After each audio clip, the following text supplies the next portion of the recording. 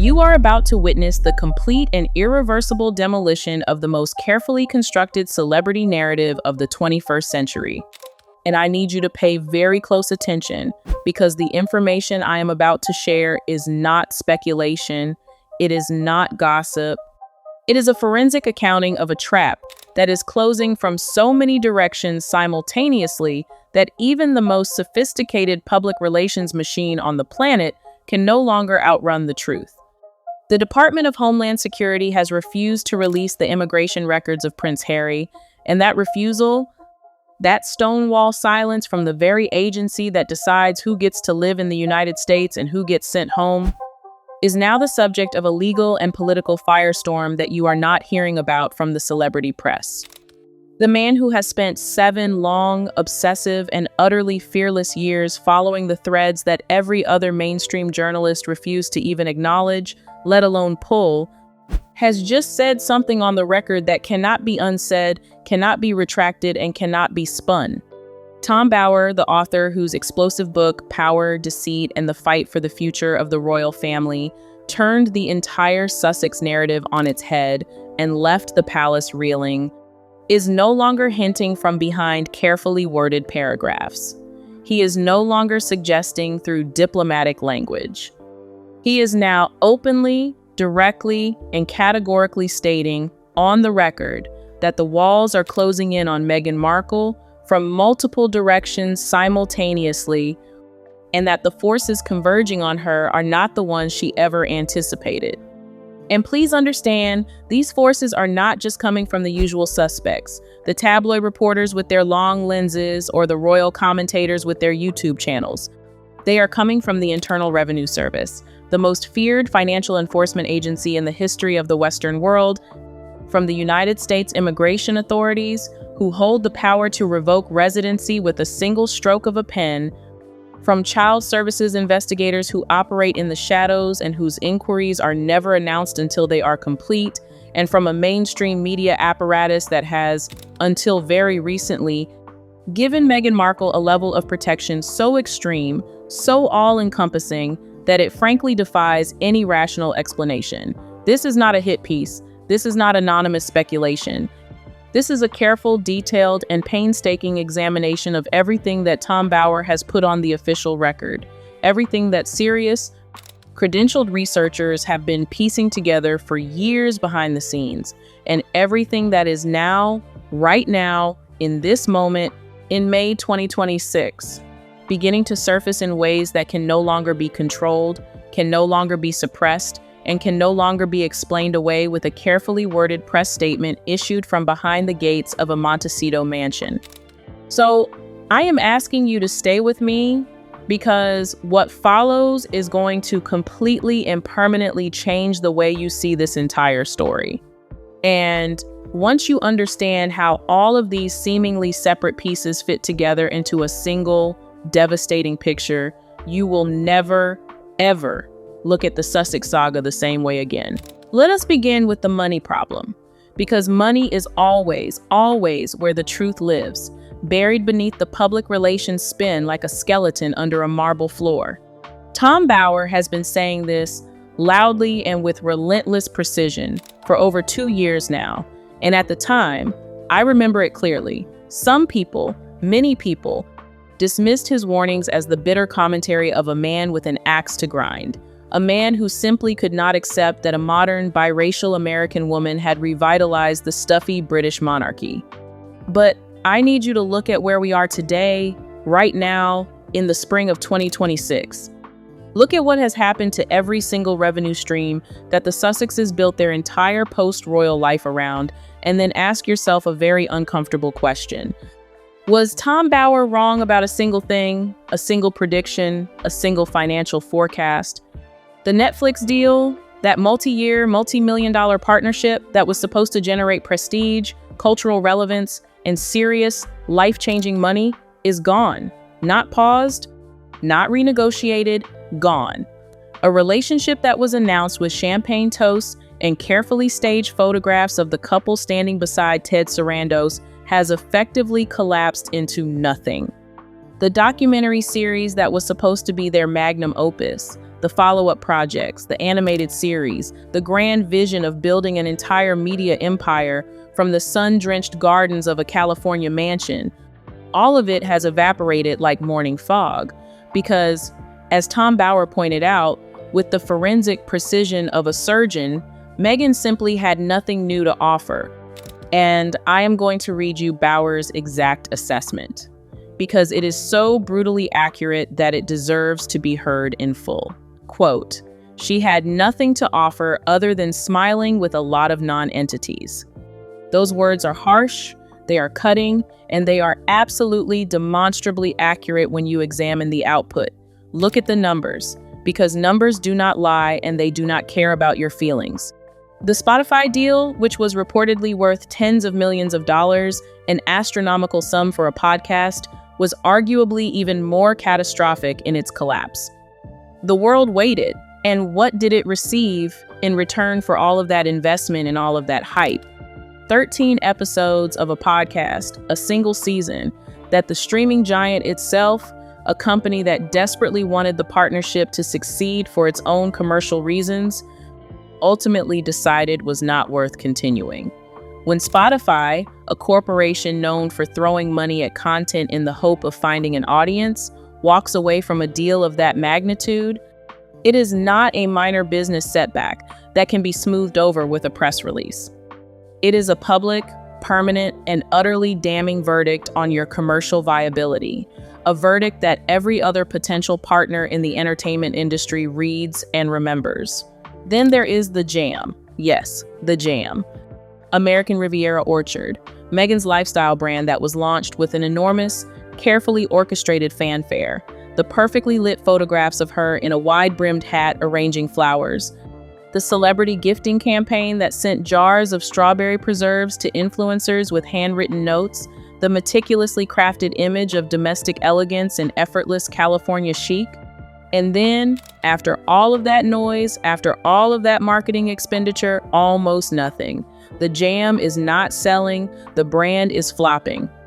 The lifestyle empire that was supposed to transform Meghan into the next Martha Stewart, a domestic goddess for the 21st century, is struggling to generate the kind of commercial momentum that would justify even a fraction of the hype surrounding its launch.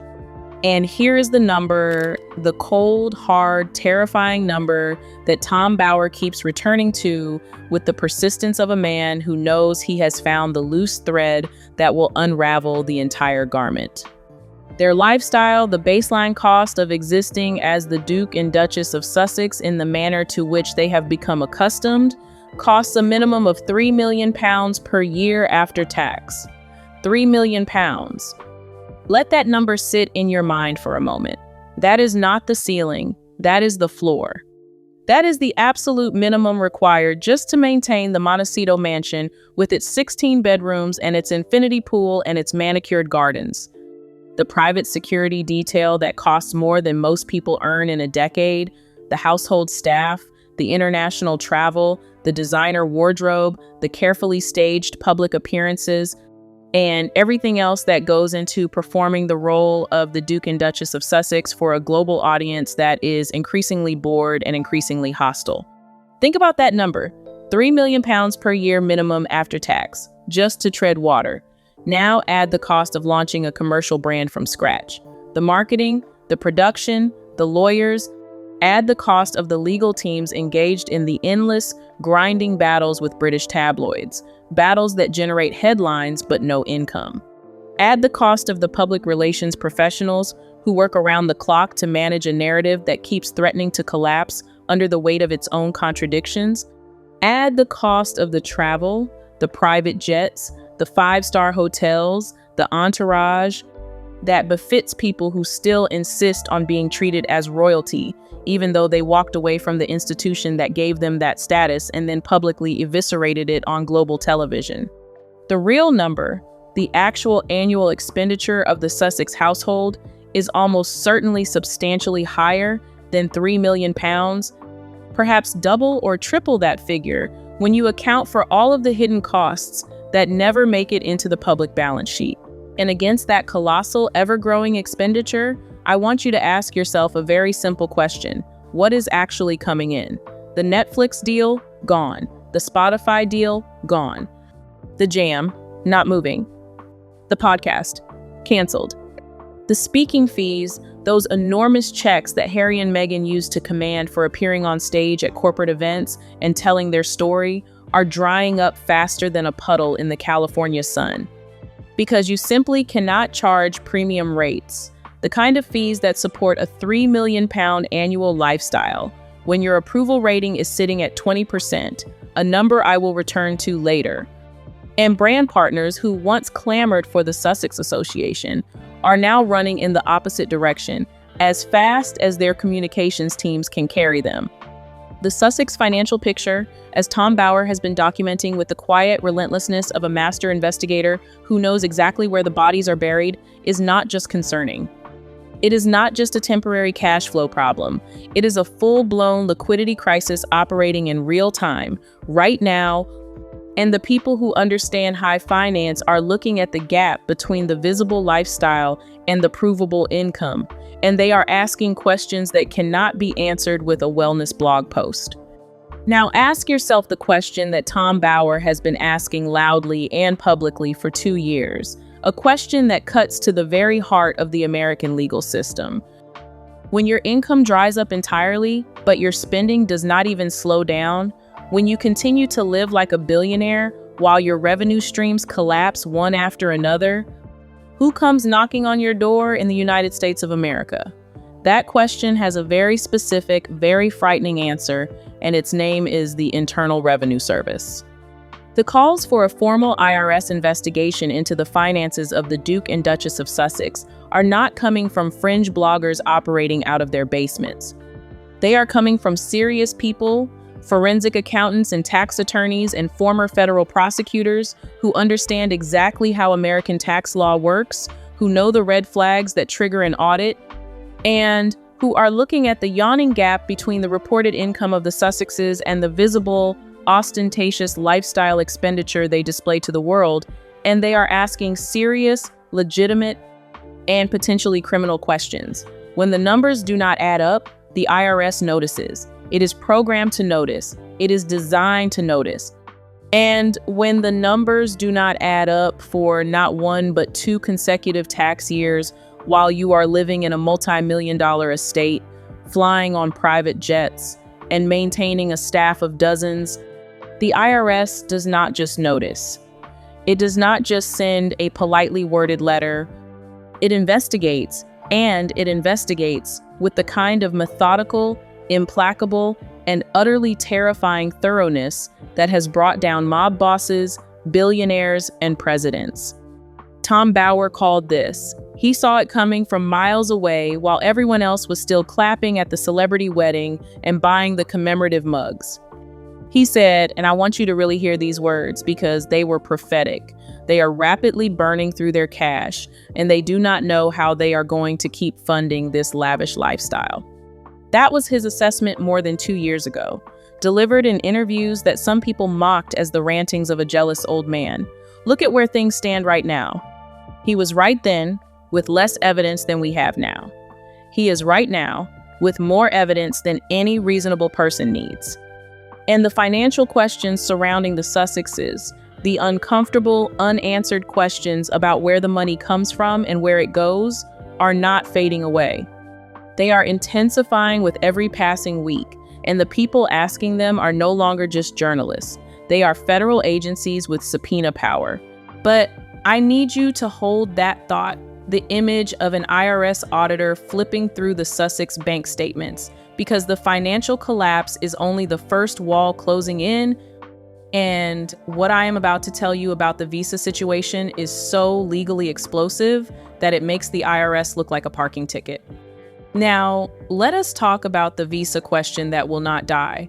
The story that the mainstream American media, with its deep and long-standing connections to the entertainment industry that Meghan once called home, has been extraordinarily and conspicuously reluctant to pursue with any genuine rigor Prince Harry's United States visa. This is not a complicated matter. American immigration law, as codified in the Immigration and Nationality Act, is not ambiguous on this point. Drug use, specifically the use of controlled substances classified as hard drugs under federal law, is a clear, explicit, and absolute ground for visa denial and for visa revocation. It is one of the clearest, most consistently enforced, and most mercilessly applied provisions in the entire United States immigration framework, and it has been applied to thousands upon thousands of ordinary people who made mistakes far smaller than the ones Harry proudly documented in his own words. And yet Prince Harry, in his own memoir, in words that he wrote himself and then recorded in his own voice for the audiobook version that was distributed globally, openly, explicitly, and in considerable, almost boastful detail, admitted to using cocaine. He admitted to using cannabis. He admitted to using magic mushrooms. He described these experiences with the casual, entitled air of a man who has never faced a single meaningful consequence for any of his actions. And he did so without the slightest apparent awareness that he was handing a loaded weapon to every immigration enforcement lawyer in the country. Let me be direct with you about why this matters so much, because the double standard here is so vast and so offensive that it should make every American furious. Thousands of ordinary people, hardworking, law-abiding people who want nothing more than to build a life in the United States are denied visas every single year for far less than what Harry admitted in Spare. People who disclose a single drug-related incident, a minor possession charge from 20 years ago, a youthful mistake that they have long since atoned for, find themselves blocked from entering the country, separated from their families, their careers destroyed, their dreams shattered. The United States immigration system applies its rules with considerable thoroughness and, in many cases, with an absence of mercy that is chilling to witness. So the question being asked, not just by critics of Harry, but by immigration lawyers and legal analysts and former consular officers who have examined his situation with professional detachment, is very simple and very devastating. Is there one rule for ordinary people, the people who wait in line and fill out the forms honestly and still get rejected, and another, entirely different rule for a British prince residing in a Montecito mansion with powerful friends in the Democratic Party? And if that is the case, which it manifestly appears to be, then why? And how long can that arrangement, that sweetheart deal with American justice possibly be sustained in a political environment that is specifically, vocally, and increasingly hostile to exactly that kind of elite double standard? Tom Bauer highlighted this hypocrisy with the kind of quiet, devastating precision that has made him one of the most feared and respected investigative authors working in the world today. He pointed out, and this is a crucial detail that many commentators overlook, that Harry did not just write this incriminating material in a private journal that was later leaked. He wrote it for publication, he edited it, he approved the final manuscript, and then he read it aloud. Every single word of it, endorsing his own admissions on the record in his own unmistakable voice for global distribution on Audible and every other platform. Tom Bauer's assessment of what this revealed about Harry as a person, about his judgment, and his self-awareness was characteristically blunt. A complete lack of self-awareness, a total failure to understand reality, the behavior of a schoolboy who did not understand the damage he was inflicting on himself. But here is what makes this situation genuinely extraordinary from a legal standpoint, and what keeps immigration lawyers up at night discussing it over whiskey. Under United States immigration law, what Harry admitted in Spare, on the record, should have been sufficient grounds for a visa review at minimum, a formal inquiry into his eligibility, and potentially, in any normal case not involving a politically connected celebrity, visa denial or immediate revocation. And yet, Prince Harry continues to reside in Montecito, California, with what appears to be zero consequences, zero transparency, and zero official explanation from the Department of Homeland Security. The Heritage Foundation, a conservative think tank with significant legal resources, filed a Freedom of Information Act request to see Harry's visa application, a request that any American citizen has the right to make. That request was initially blocked, and the reasons given for the blocking were so vague, so procedurally questionable, that they only intensified the suspicion that something was being hidden. The question of whether special treatment was applied, whether political pressure was brought to bear by the Biden administration or its allies to protect Harry's residency status in a way that would never, ever be extended to an ordinary immigrant who made the same admissions, has never been properly answered. Tom Bower has consistently made the point across multiple interviews and in his book that Harry and Meghan believe the rules simply do not apply to them, that their status, their victimhood narrative, and their connections place them above the tedious legal requirements that govern the lives of ordinary people. And for years, disturbingly, they were correct. But the question being asked louder and louder now, in April of 2026, with the political winds in Washington shifting dramatically, is how much longer that immunity can possibly last. Because in America, when the political winds shift, and they have shifted in a direction that is deeply hostile to exactly this kind of coastal elite exceptionalism, the protection that powerful friends once provided has a way of disappearing very quickly, like smoke in a hurricane. Think about what this means practically, concretely for the life that Harry and Meghan have constructed. If Harry's visa situation is ever formally investigated by a hostile administration looking for a high-profile scalp, if the question of whether he lied on his immigration paperwork or received preferential treatment becomes an official matter of inquiry by a congressional committee or a federal prosecutor, then the entire architecture of the Sussex American existence collapses overnight.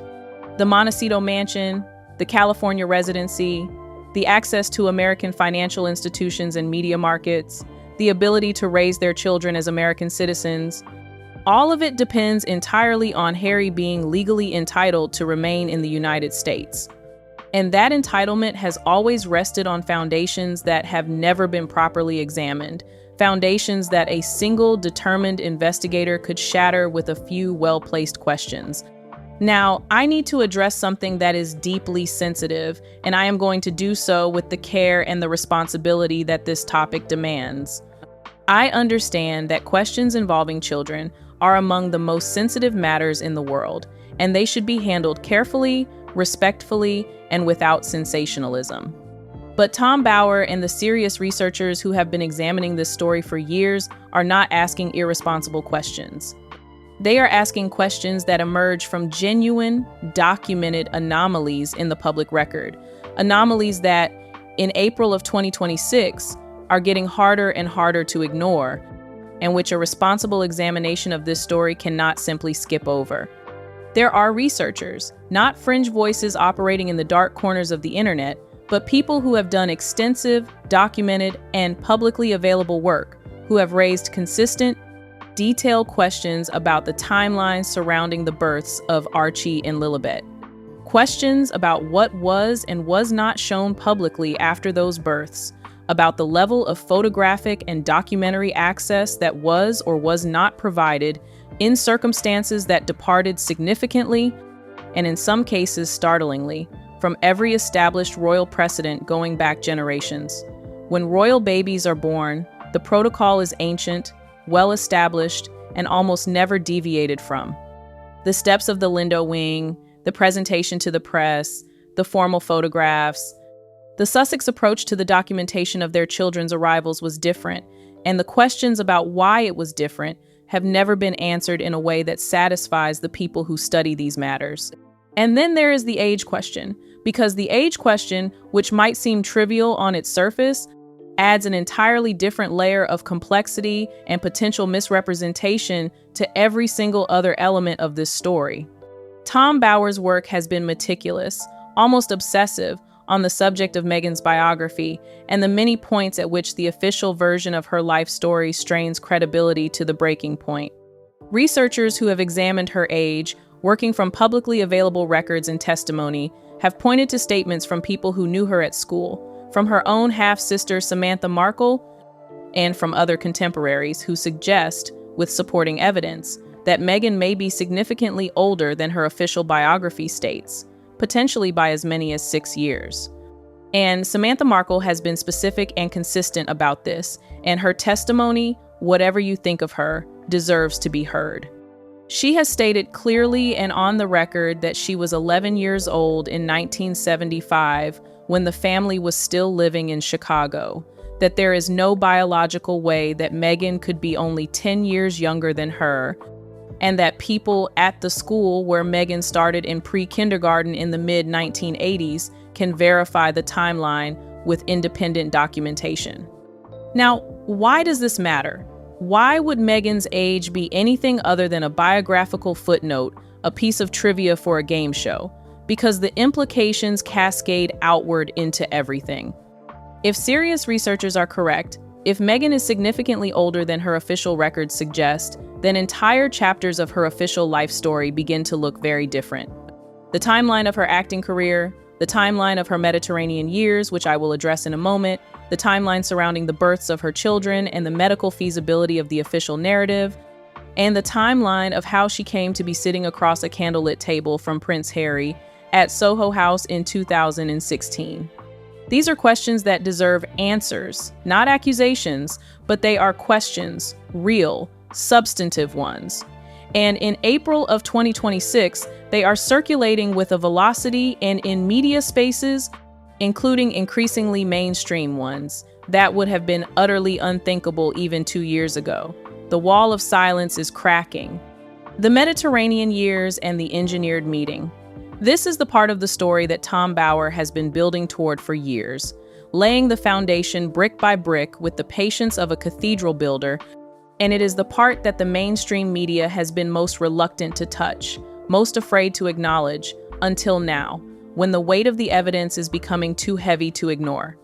Before Meghan Markle was a minor cable television actress on a show called Suits, before she was a lifestyle blogger posting about avocados and travel, there was a period in her life, her Mediterranean years, her pre-Hollywood phase of social ascent, that is now attracting serious, sustained, and professionally conducted attention from researchers, journalists, and investigators who have been examining photographs, travel records, and testimonies that are gradually surfacing from sources who are no longer willing to stay quiet and protect a woman who has so publicly discarded everyone who ever helped her.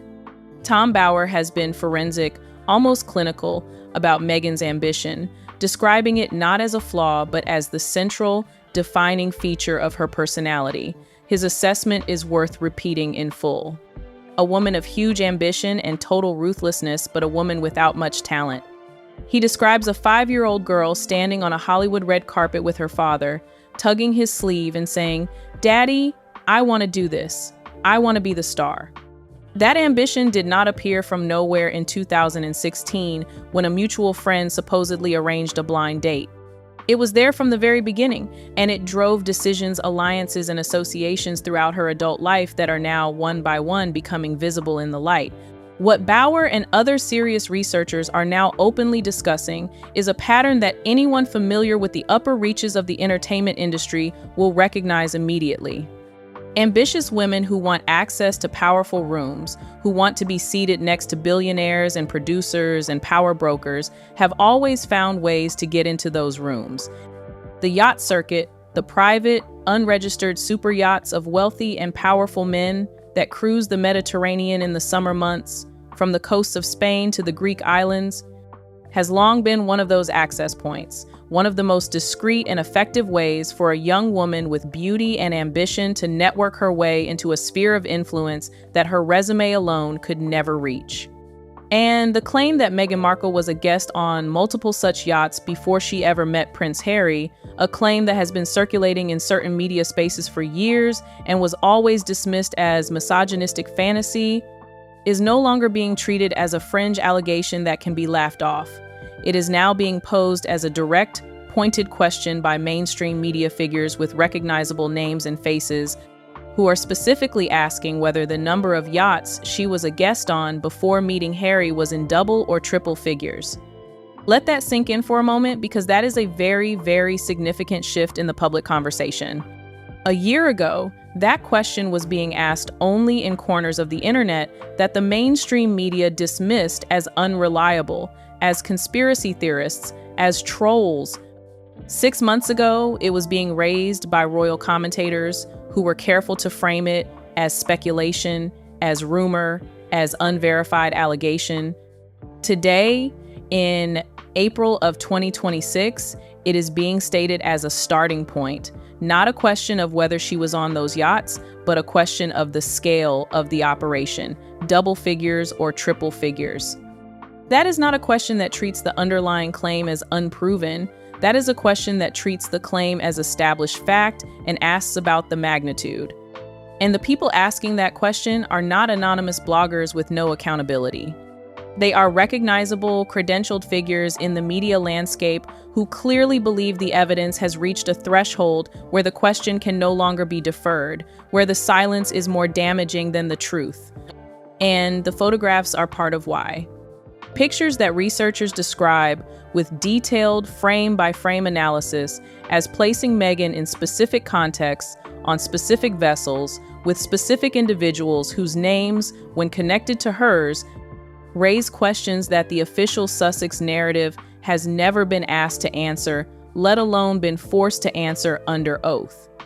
Tom Bower has documented how much of Meghan's pre-Harry history appears to have been systematically and expertly removed from the internet, scrubbed clean by professionals who knew exactly what they were doing, long before the public ever knew who Meghan Markle was. The TIG, her lifestyle blog, was deleted. Social media posts vanished. Photographs were purged. The digital footprint of her life before Harry was sanitized with the thoroughness of a crime scene cleaner. Why? What was there that needed to be erased so completely? Which brings us to the Soho House meeting, the origin story of the entire Sussex myth.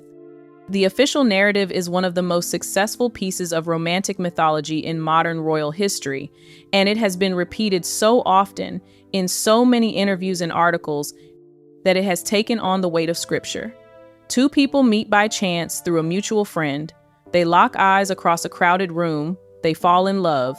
It is a fairy tale. The end.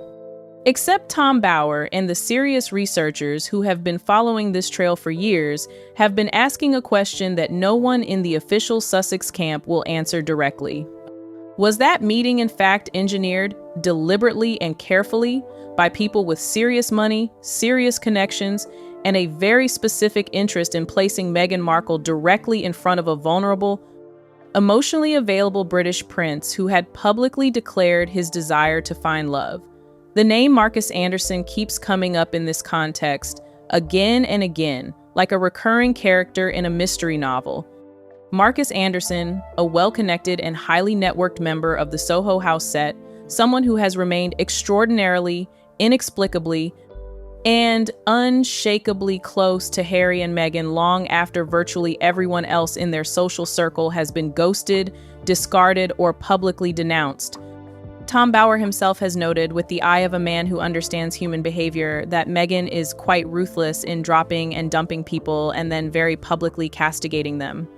She has a very long list of people she has ghosted, former friends, former colleagues, even family members. So, why has Marcus Anderson survived that brutal cull?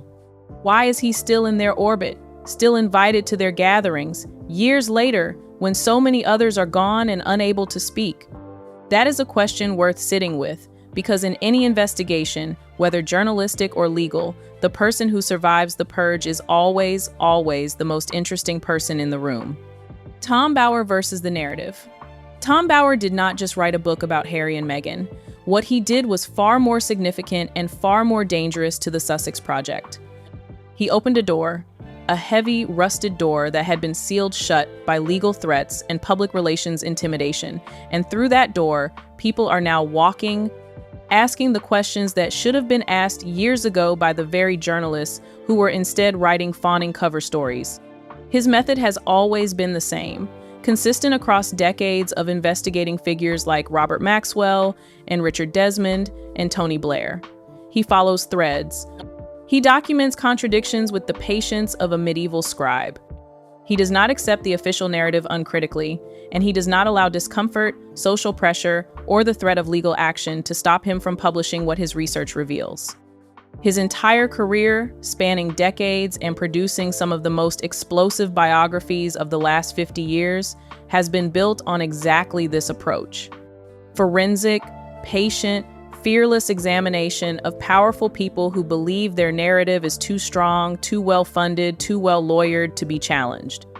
And what makes Tom Bower particularly significant in the Sussex story, beyond the quality of his reporting, is that his audience, the people who buy his books and attend his talks and follow his commentary, agrees with virtually everything he says almost universally, with one fascinating and telling exception. His suggestion that Catherine, Princess of Wales, the future Queen of England, felt threatened by Meghan Markle. On that single point, the pushback from his own audience was immediate, fierce, almost unanimous, and deeply illuminating. And I think that pushback tells us something profoundly important about the true nature of the dynamic between these two women. Because here is what Catherine actually felt. Not threat, not insecurity, not jealousy of a younger, more glamorous rival. What Catherine felt, and what she communicated to those close to her, was fury. The particular cold, quiet fury of someone who has earned something through years of sacrifice, watching another person try to take a shortcut straight to the reward without paying any of the cost, without doing a single day of the hard work. Think about what Catherine has done, the life she has chosen, and the sacrifices she has made. She has spent over a decade, more than a decade, doing the patient, invisible, deeply unglamorous work that actually holds an institution like the monarchy together. Showing up on cold, rainy Tuesday mornings in Colchester, opening hospital wings in Stockport, sitting through endless school visits and community center openings, doing the work that never makes the front page of a glossy magazine, but is the absolute foundation of what the monarchy actually is and what it means to the people of the United Kingdom. She sacrificed her privacy, her freedom, her spontaneity for it. She survived public humiliation, press intrusion that was so intense it was criminal, and family drama that would have broken a weaker person. And she did it all while maintaining a smile and a grace that made the country love her. She understood before she was even 20 years old what it would cost her to marry a prince. And she paid that cost every single day without complaint. And then Meghan Markle arrived and made absolutely clear from almost the very first week that she had zero intention of doing any of that, of paying any of those dues, of doing any of that invisible, unglamorous work. Tom Bower has documented this comprehensively with sourced testimony. Meghan was furious, genuinely furious, that she and Harry were living in a smaller house at Kensington Palace than Catherine and William. Meghan believed, and Tom Bower has been explicit about this in multiple interviews, that she, Meghan Markle, the former cable actress, should be the future queen, that she deserved the position that Catherine had spent a decade preparing for with the dedication of a nun. A woman who had been in the royal family for 5 minutes, who did not understand the first thing about the institution or the country, believed she deserved the top spot. That is not a threat. That is an insult, a profound and unforgivable insult. And Catherine, who is far more perceptive than the press gives her credit for, saw it for exactly what it was within weeks of meeting Meghan. Not an arrival, not a breath of fresh air, but a problem. A serious, destabilizing institutional problem, dressed in expensive designer clothes and smiling for the cameras. Prince William saw it too, with the instincts of a future king who can spot a threat to the crown from a mile away. He tried to warn Harry. He pulled his brother aside and told him directly, brother to brother, that this relationship was not going to work, that there were things about this woman that Harry was not seeing. Harry did not listen. He did not want to hear it, because Harry, as Tom Bower has made abundantly clear, was caught in a web of his own needs, his own vulnerabilities, his own desperate longing for a mother figure, and he was determined to marry Meghan for reasons that are becoming clearer with every new piece of evidence that emerges about how that relationship was initiated, cultivated, and sealed.